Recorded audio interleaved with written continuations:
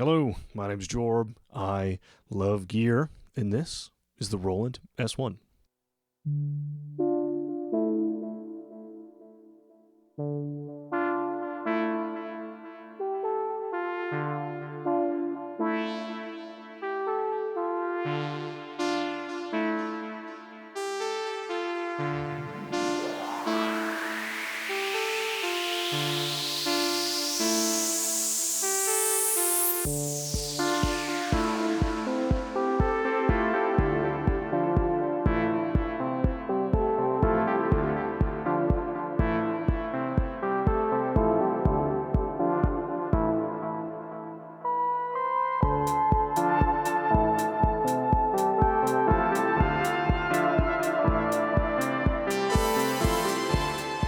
It is another entry into the Aira Compact line, and they are tiny, affordable, battery-powered, rechargeable battery-powered instruments. I think they punch way above their price point. Specifically so far, the T8 has been interesting. But with the S1 here, this is the most sort of straight-up synthy.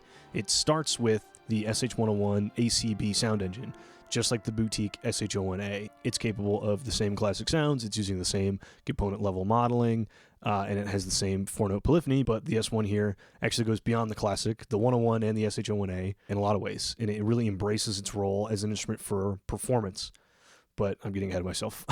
Unlike the J6, which is the chord synthesizer based on the Juno ACB engine, the S1 here gives you tons of hands-on control over the oscillator, the filter, the envelope, the LFO, everything. The core sound generation is here. Everything that you had control of on an SH-101 is on the face here, and I couldn't be happier about that because immediately as like a synth guy, as a synth-focused guy, I have a 101, I had the boutique 01A, I love them, and here those sounds are, those controls are in a more affordable successor. Such an easy sell for me. But of course, the different users can have a different use case or different interests, and I really think that a lot of people can see a lot of different value propositions in the S1. There's a lot to like. So the walkthrough is sort of divided into here's everything that's on the face, here's everything that's a shift function or behind a menu that I think is worth calling out or is unique or particularly valuable. And I'll sort of ramble through my conclusions after that. But there you go. If you're subscribed, thanks for coming back. If you're a patron, it means the world to me. Really appreciate you. This video is sponsored in part by Roland. Thank you, Roland. But also in part by the fine folks at Perfect Circuit. If you don't know Perfect Circuit is an instrument retailer. They sell modular gear, hardware synthesizers, effects, pro audio gear, anything I would get excited about. Perfect Circuit has for sale. They ship worldwide, so anybody who can hear this, you are in the shipping zone for Perfect Circuit. And they have a YouTube channel that I've really been enjoying recently. They've got some good personalities, and they're putting out pretty cool stuff. So there you go. Perfect Circuit's wonderful. Really appreciate them being willing to work with me and Roland on this release. I will have an affiliate link in the description below to Perfect Circuit if you want to see if the price of the S1 is still the same, or if you want to buy one. If you buy anything after clicking on that link, I can get a kickback. So there you go. That's all the exposition, I believe. Let's move on to the table. Okay, here we are on the table with the S1. I'm going to go through the controls. I know we've done it 100 times, and this is about as simple as it can be, but just for, the sake of being thorough, right?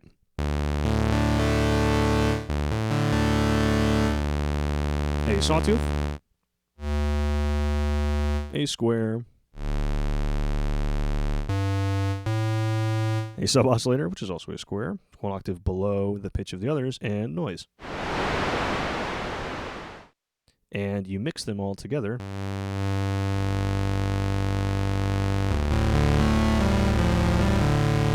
Instead of just choosing one at a time, which is great. The filter, based on, presumably, as this is all based on the circuit of the SH-101, it's based on the IR3109. And even though this is a digital emulation, it sounds good. There's not much stepping. I'm really looking for it, and even just with having 256 steps, I don't notice it at all. The oscillator is self-resonant. And we do have keyboard tracking. But to turn that on, that's another shift function, and that one's on the bottom here. So filter to key, and then let me try and turn this up so you can still see the values change. You got to go all the way up to 255, I believe.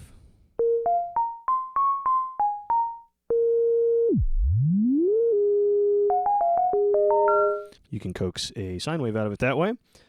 But back to just the sawtooth. We can affect that filter with the LFO.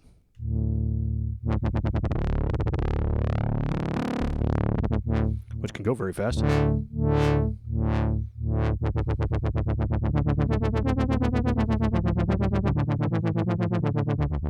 The LFO can, of course, also affect our oscillator.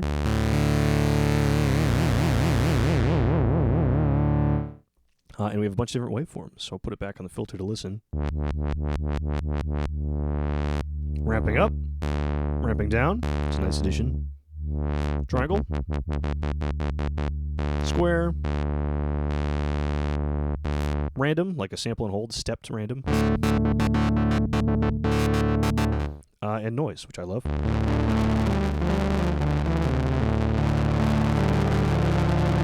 And the envelope is a ADSR that affects both our amp and our filter. So let me just get a noise.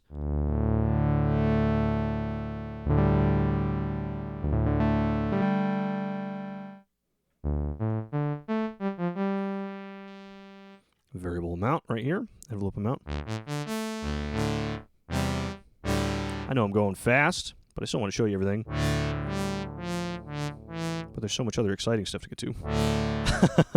Okay, I think that's every of these core synthesis parameters. Like I said, there's a few other things that are switches on the original SH-101 that are handled here in the shift functions. Is your envelope fired by a trigger, a gate, or the LFO? Is your amp controlled? Is the level of your amp controlled by the envelope, or is it just gate on or off? You can change the play mode to be monophonic,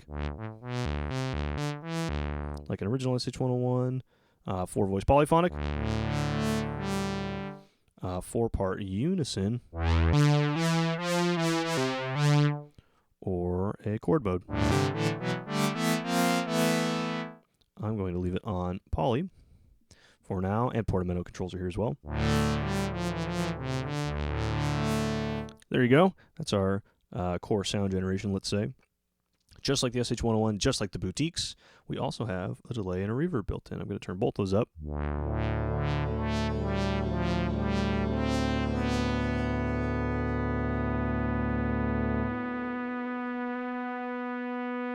Add a little bit of pitch LFO.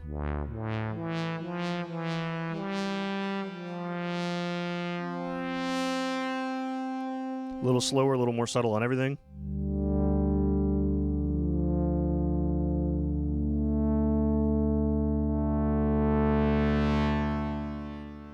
And it was about this point when I was first sitting down with the unit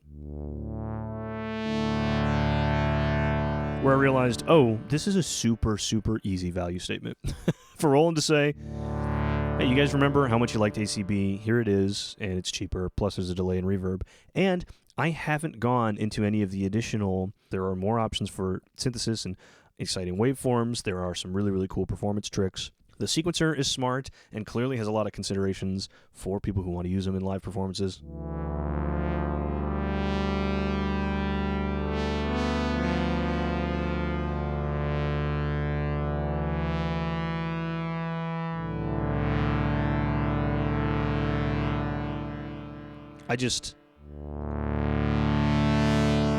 You know, at this point, it's really clear to see, like, okay, Roland made a good choice in putting this out. And they asked me, I don't know if this is a little bit too much behind the curtain, Roland, I hope you're okay with me saying this. They asked me very recently. I've only had this for a few days, but when they told me about it, I knew right away. It's like, okay, I have to talk about this, and I want to talk about it on day one, because I think people are going to be really excited about it.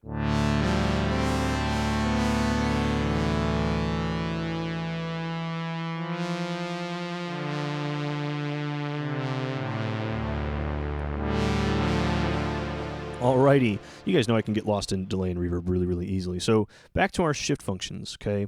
What more can we do? What sort of non-traditional stuff can we do? Because I really think there are a lot of people who will hardly go any further than that. I think there are a lot of people who say, hey, you know what? I'm building a small setup or a mobile setup because these run on batteries that, let's just show you right now. I can unplug the USB-C and it stays on. That is awesome convenience feature. I love that. I can see a lot of people having 1, 2, 3 of these. Maybe you add something else that's small and battery powered and has analog sync out and a mix through. These, to me, are designed to be just like that. Here's something small and portable and be part of a small and portable setup. Or you have a larger live rig and you want something to just be a synth voice, but hands-on control is still important to you. Yeah, these are a little finicky or relative to other things, they certainly are. You have to be more careful, let's say. But if you work out your sounds in advance, you just need to change the filter a couple times. This is way more than capable of doing that. But I'm really getting excited and ahead of myself because it's easy to talk about things that are a product category I know I like and do a good job of it. There are a lot of shift functions that are obvious, like shift and the delay knob. Let's get a simpler sound here. Shift and the delay knob is delay time.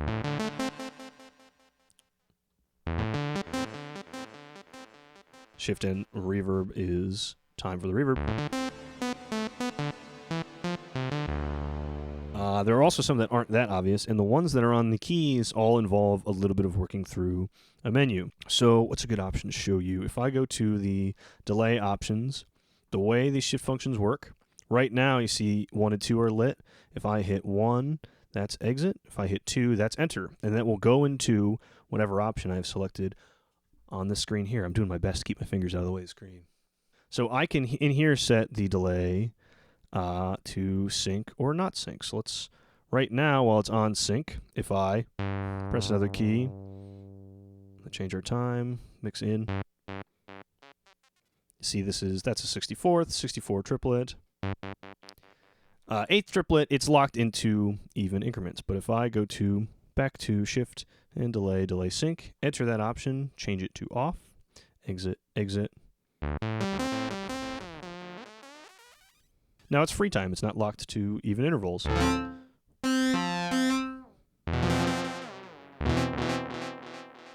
Wonderful. So what else do we have in delay, just while I'm talking about it?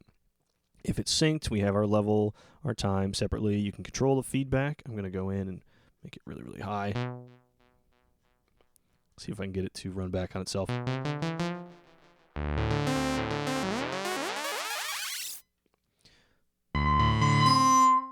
Ooh, won't quite run in on itself. But can be really, really metallic. Let's turn that feedback back down. What was it about?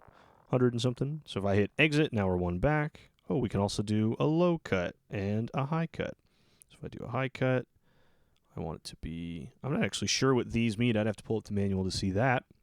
I imagine that's telling me 630, 800. Those are our frequencies. Oh, that's a K. 1K, 1.25K, 16K. So let's just make it as dark as we can. So the feedback gets really, really dark, really, really fast. To emulate more of a tapey thing. Same thing for the low cut. There's frequencies there. So you can sort of trick yourself into getting a more tape-voiced delay. But this, just as an example, yeah, so that's something that's really, really easy to hear.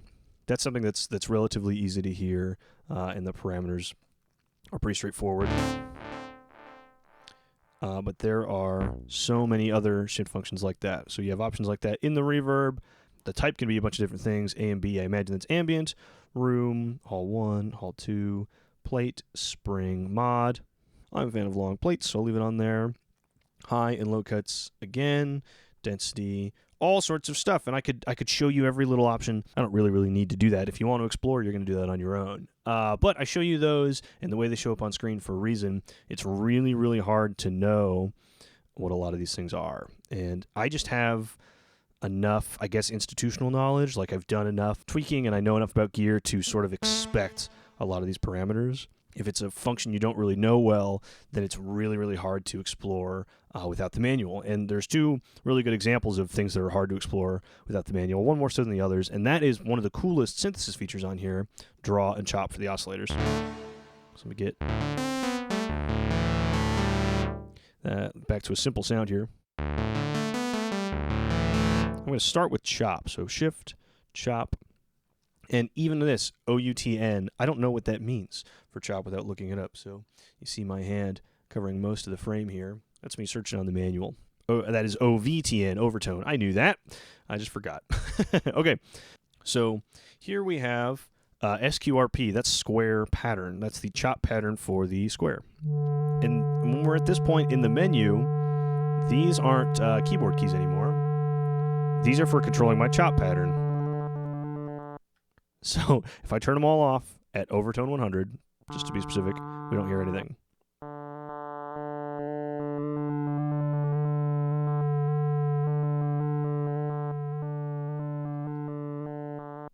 So you see that's like that 1/16th of the wave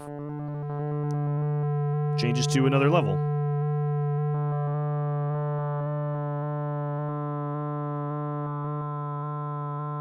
You can do things like that.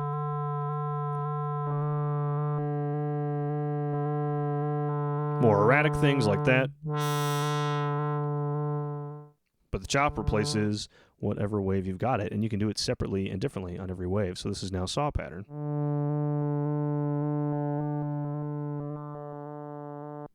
Same thing.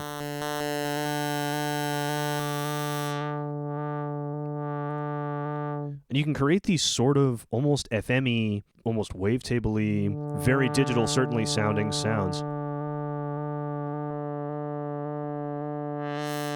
by sort of making these new overtones by taking slices out of the wave. So, I said the word overtone. Reminds me to go back to our first parameter here and show you that what that control does, what that overtone control does, is change the level of those chops, those missing parts. There's 0. 100 would be bring it to 0 to the middle point. 100 brings it to the 0 point, to the middle. And all the way up to 255, or sorry, and all the way up to 200 will invert that part of the wave. Because we're on a saw, if I do the back half as my pattern, we turn it into a triangle. If I do the whole thing, it's a saw again, but inverted. What if we take out the middle? And you can make all sorts of crazy shapes like that. Very, very cool. And something that, like, I don't know the right way to say this, but because it sounds sort of like dismissive, and I don't mean it that way. It's something they didn't need to include. You know, this could have everything else and not have a feature like that, and it would still be. You can do that on all the waveforms and noise, but doing it on noise, it sounds like a bit crushed version of it.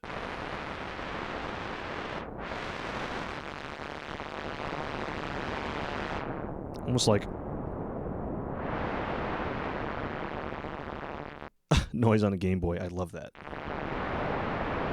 Okay, so let's get that all the way back. So this is my pattern on the saw right now. If I go all the way to the end of this menu, our option is comb. Enter, turn it up.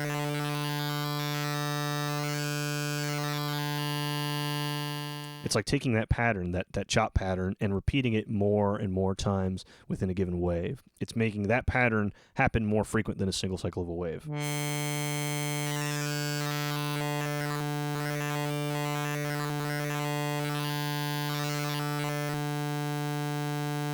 Crazy, crazy, crazy cool. Crazy, crazy, crazy deep. That doesn't need to be on here, but God damn it, it is.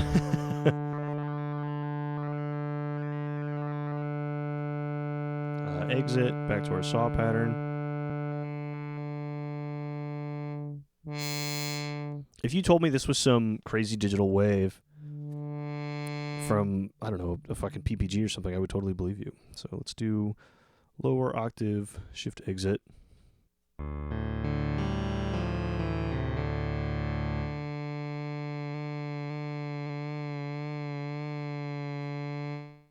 Delay and reverb back.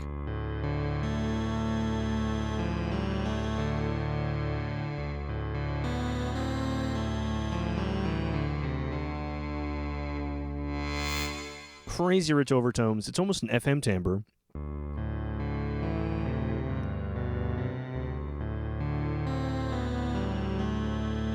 Man, that really, really is cool. And that's just, you know, one quick example of sort of randomly assumed, of sort of randomly placed overtones.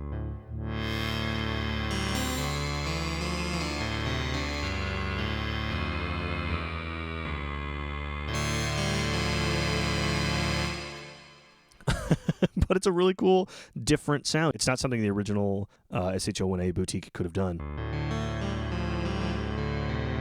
And that, in and of itself, makes it very, very cool. Cool, that was all chop. We can also do something called draw. I'm on an initialized patch again, shift, draw. What do you think the first parameter is here? SW is for switch, and so it could be off, it can be on as a step or on as a slope. We're going to start with on as a step. By default, on step, we're a step triangle. This is kind of hard to present, but shift, draw, form. And so this now, every time I hold, just like chop, each of these is a different parameter here, but these are levels. So here's our peak here, 100. If I hold that, turn it down,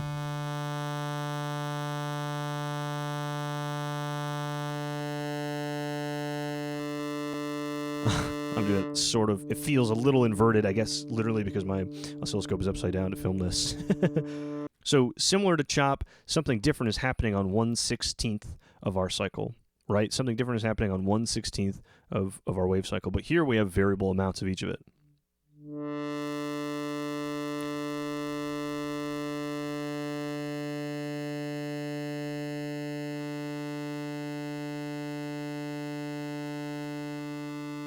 So I can sort of, almost like an Etch-a-Sketch, draw in this sort of, you know, crude 1 octave up for a square, or excuse me, for a triangle. And there's a draw oscillator on the SH4D as well. This makes me want, interacting with it here makes me, one, appreciate how nice it is to have a screen when you're manipulating this, because just looking at how bright these LEDs are and trying to listen and hear what you're hearing, if I didn't have the scope on to mess with this, I would have a really different experience, I will say. It's a lot harder to understand what you're doing. Cool, cool, cool, cool. I think you guys understand my take, and this has all been on these stepped modes. If I go back to switch, I change it to slope, it sort of smooths it out. I've been doing that manually with the filter, but it's sort of an anti-aliased, let's say, version of that wave. Really, really, really cool option. Really, really, really cool option. I'm going to leave it on step here. It's more obvious to hear the next thing I'm doing. So if I go to molt, that is just like, or maybe that is analogous to what we were doing with chop's comb.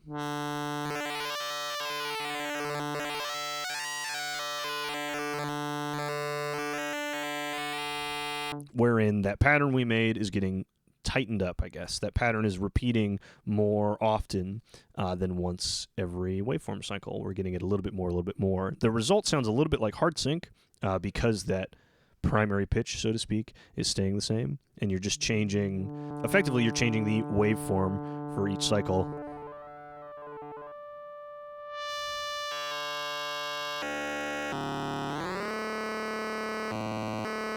And the result is just more crazy, cool, complicated sounds. It's just a different way of getting there.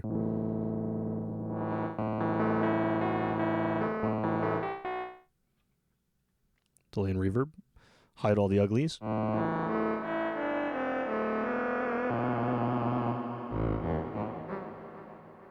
Great. I think those are cool options. I like that they're here. I think draw through this interface, especially, let's say I didn't have an oscilloscope or you don't have an oscilloscope as part of your workflow, or any way of using one in software. I think it loses a lot of the luster, because to have something named draw with no like real visual component, that's kind of a non-starter. I think chop is more usable with this interface, and like, not to say draw is useless and doing those custom waveforms is useless, but if your goal is to get just sort of like wacky different overtones, I think chop is more intuitive to getting somewhat similar results, if that makes any sense. Cool, that was a wonderful, wonderful little detour. I haven't shown you anything from the built-in sequencer. I'm not really a built-in sequencer guy, but I am going to go to a blank pattern here. And so if I just hit record on step 1, what note do you want? That's the note I want. Then you click forward to step 2. That's the note I want. Step 3, 5, 6. I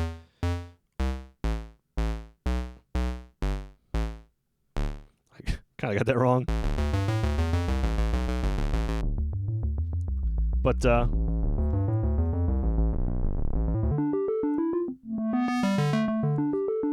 tempo's here. Easy enough to use, right? And you saw me do motion recording already, but if this is live recording right now, I could play in other notes. To hear that, I'm going to turn up our filter keyboard contribution.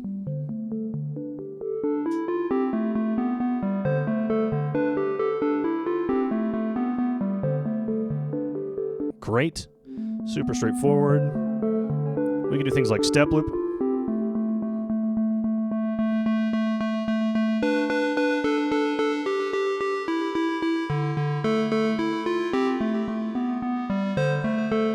Key transpose.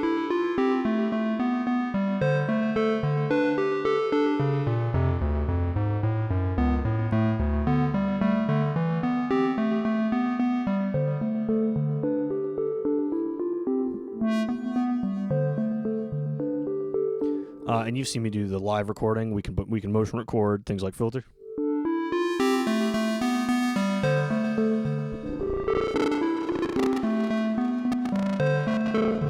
Gets a little buggy when you do a second pass. But that's my filter movement motion recorded. Shift clear motion, yes. You can clear notes in exactly the same way. I wish there was a mode that worked like the SH-101, where you just plug in one note at a time. But being in the step mode and just having to click through every time is really not that bad. And dividing them like this and making you think of it like this makes it easier to do the sort of motion recording stuff per step. So if we're on 12 here, I can turn the filter way up. 13, filter way down. 14, filter way up. 15, filter way up. So now, when we get down here, we're going to have all those individual steps motion recording captured. Very cool. I don't do a lot of internal sequencer stuff. The extent is normally the beginning of a video where I just try and show you the sort of things it can do in earnest. There's also an arpeggiator, which you know how that works. On, hold.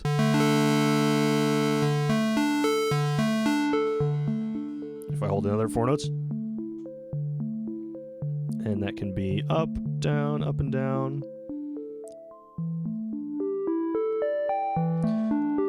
Super, super easy. And its rate is a division of the master tempo. Exit again. Great. And that is probably one layer deeper, right? Okay, here's everything on the panel was the first step. Okay, here's a lot of the crazy shit that happens when you start doing shift functions. Some of them are obvious, some of them are not. And I want to say broadly, good job on the interface, but it's still kind of tricky. And that's just nature of the form factor. I totally respect that. But this 4-digit display is not quite enough to give me all the details I would want to know for some of these things. And trying to like figure out something unfamiliar like chop or draw, where these aren't words that I'm ready to hear, you know what I mean? The delay, you're going to expect to see time and feedback. Chop and draw, I don't know what these things are. Overtone, I never would have guessed. You know, form and multiply, none of that's that intuitive. So I think those require somebody with the tweaking mindset. Haha, where's the box? Jorb, don't you know this is branded as the tweak synthesizer? Okay, on to the last sort of most hidden collection of features, I guess, the deepest layers of the shift function. That is everything in the main menu. And this is sort of, trying to think of the right way to say this, maybe the most like diverse set of controls, like the most different amount of things. You know what I mean? Like tons of stuff in here, tons of stuff that can really, really dramatically change the way this works. This is volume of the pattern, mod depth. This is bend to the oscillator, bend to the filter. It's divided like that because the original SH-101 is like that. Noise mode, that's pink or white. And then what I want to show you is here, RSMD, riser mode. So there are alternative options for what happens on your noise control. There are 3 options for a riser mode. And I think this is like a sort of subtle thing, but it's really, really powerful.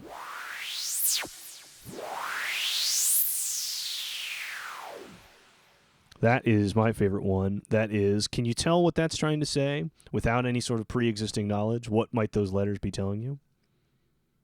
Go ahead. I think it might just be a cute little face, but the PN is for panning. So the first half is panning, but listen to everything that's happening. So this is a separate filter on noise, plus I'm increasing the rate of panning left to right as I get to the top, and then it's panned in the middle.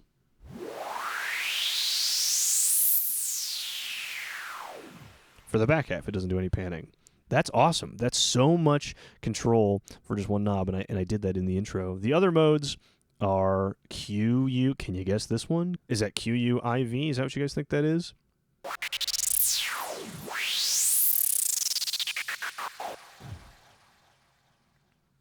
So that doesn't pan, but it modulates, and then the first one is synced with the tempo.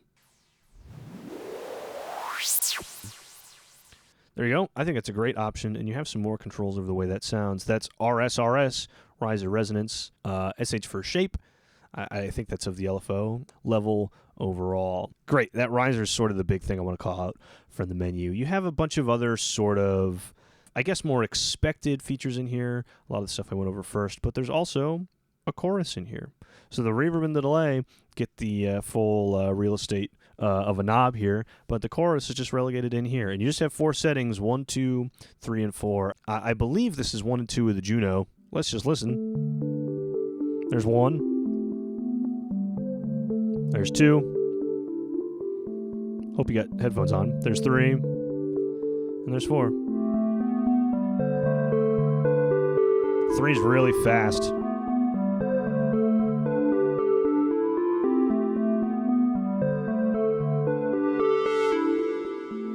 That's great, and it's really, really hidden in here relative to some of the other stuff. Nothing else in here really stands out. I will slightly complain about velocity. So this isn't scaling of external velocity. This is the velocity played by your keyboard. So velocity just changes the amplitude level, just how loud a sound is. I don't know that it changes the filter at all. I don't think that it does. And you can't scale that from an external keyboard. There are external keyboards where you can't change the velocity it's sending out. So I think that's like actually kind of a big miss. I hope that changes in a future firmware. But like I said, there's so many different options behind this menu that I think if you're interested in going a little deeper or really, really getting everything you can out of this, you should spend some time with the manual. MTRO, that's our metronome. And so it'll play when you're recording or recording and playing. Let's get it to record and play.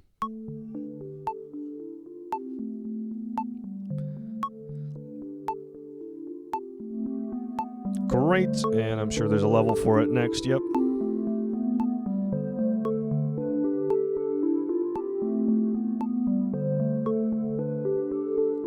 Awesome, and I could have set that to just record to help me get my timing right if I was doing something in manually. But, I went into a lot more detail than I thought I would. Oh my gosh, you know what I forgot? D-Motion, which was also on the SH4D. On the SH4D, it doesn't really feel that useful to pick up the whole thing and move it around. On something small, it's easy to pick up and move. Destination, when it says pitch, it doesn't mean pitch of anything. That's how far forward you're pushing it. So enter. Let's change that to something really, really obvious. Let's do the cutoff frequency. Okay, back out.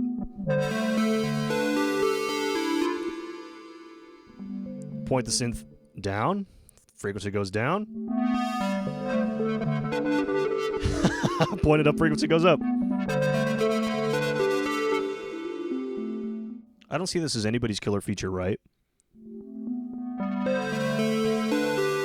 But maybe somebody just needs it to work like that.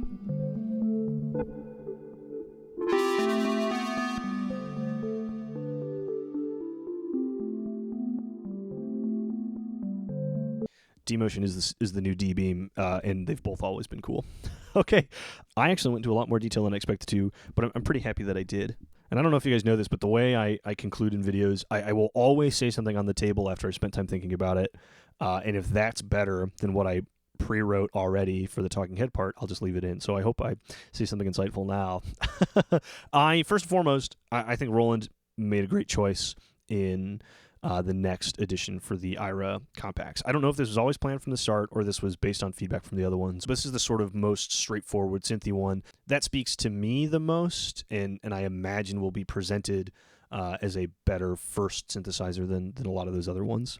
The easiest existing Aira Compact to compare it to is the Juno one, the J6. That's also very synthy. That's very focused, right? And this is much more broad. That makes it easier for me to recommend and also to see use cases in more, I don't want to say sophisticated, but people who are further along their synth journey. I can see this showing up, next to an Electron box, next to the SH4D, next to an MPC. I can see people who have had and tried a lot of gear seeing a lot of value in this. And I don't necessarily see that, which is awesome and exciting. I see this as another chance to get the boutique sound. I see this as another chance to get the sounds of the SH01 boutique, which is something I had and really loved. But I really think that a lot of people could find a lot of different things to like about this. Treating it just as straightforward as here's the ACB SH101 engine in a small, affordable box is a win on its own. But as soon as you add in all this extra stuff, it's kind of a no-brainer. And even if you get it for a certain role, once you spend enough time with the manual to realize all the other stuff it can do, maybe it's doing 4 more things in your setup. Maybe it's filling 4 more roles. I really, really love that. I'm very impressed with this. You guys know if I get something and I don't like it, I send it back. So if something shows up that a company wants me to demo and I don't like it, I just won't do the demo. This is one of the easiest decisions I've had to make in a really, really long time. This, to me, is a product category that I know I like, synthesizer. And it does so many of those things well. So Roland, I say good on you. It's fun to do these before release. I don't know what other people think. And I feel really lucky to have a totally pure experience with what, to me, feels like a really, really important instrument. I hope other people like this as much as I do. There you go. I'll be in Germany at Superbooth when this comes out, so I'm sure people will be talking about it. I'm really excited to hear what other people think. But my name's Jorb. I love gear. That really includes the S1. I think this is such a winner. Thanks, Roland. Thanks, Perfect Circuit. And thank you, viewer. I really appreciate you watching. That's all I got. Cheers and so long.